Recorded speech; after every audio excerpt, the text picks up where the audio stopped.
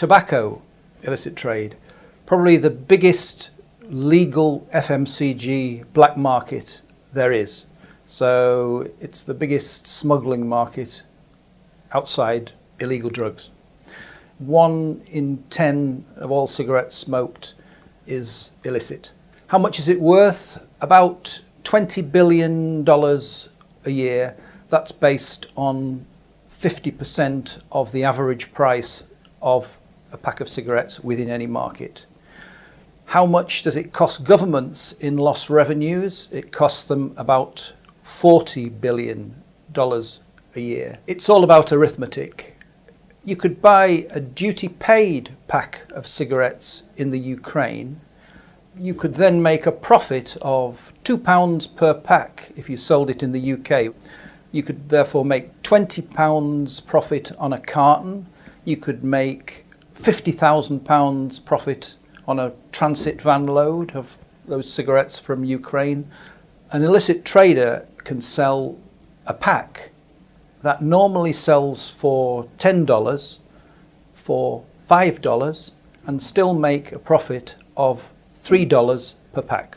So, in other words, as a smuggled product, as an illicit product, the cigarette has a lot going for it. It's high value, it's light, it's easy to smuggle.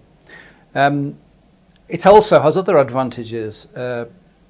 Technology has moved on so that illicit traders can make counterfeit products which are better and less easy to detect. Another bad thing about illicit trade is that obviously illicit traders do not ask the age of the people buying the cigarettes.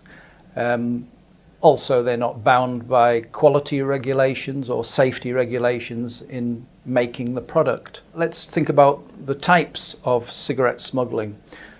First, let's talk about large scale. That accounts for about 70% of the global smuggled illicit trade market for cigarettes. What we're talking about there is organized crime moving containers which contain 10 million cigarettes. About 13% of the world market in illicit is bootlegging. Basically, that's people with transit vans driving across borders. Counterfeit is about another 13%. The internet is a growing proportion of sales that we wouldn't actually put a figure on yet. But this is a 21st century crime. It's very easy over the internet that you can take orders, you can get some illicitly manufactured product, and then you can send it anywhere you like, let's say in a book format or hidden in something else. What are the illicit products? Well, mainly they are the leading duty-paid products. They may be properly manufactured duty-paid products, or they may be counterfeit versions of those products. Could be either. In addition to that, there are actual brands which are only illicit, and they have no life as a duty-paid product. Just to give you an example, the most famous one is probably a brand called Jinling. If you're a crook, you could buy a large consignment for about 20 cents a pack of Jinlings. So that means that a 10 million container you could sell for about you could buy for about $100,000. Street value of that 10 million pack stick container would be about $1 million. So that would be a tenfold profit on your investment.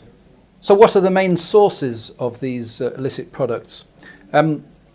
Well, based on EU seizures of illicit products, about 55% come from China, about 15% from Russia, 7% from Ukraine, 5% Bulgaria, about 3% Turkey, and various other places too. That would be reasonably accurate for the rest of the world, except that there are some large areas of illicit manufacture in South America too, Uruguay, Paraguay.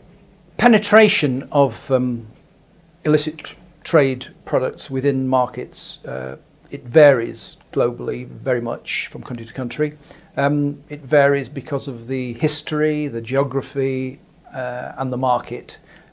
So some countries have weak borders and a history of weak controls. Some countries are geographically close to other countries which have cheaper products or which make illicit products. You get huge variations. 40% of the cigarettes smoked in Malaysia are illicit. In Ireland, it's about 30%. In the UK, it's about 15%. Malaysia, that's for historical and geographical reasons. In the case of the UK and Ireland, it's because they have the highest prices in Europe apart from Norway, and there are lots of countries around with cheaper.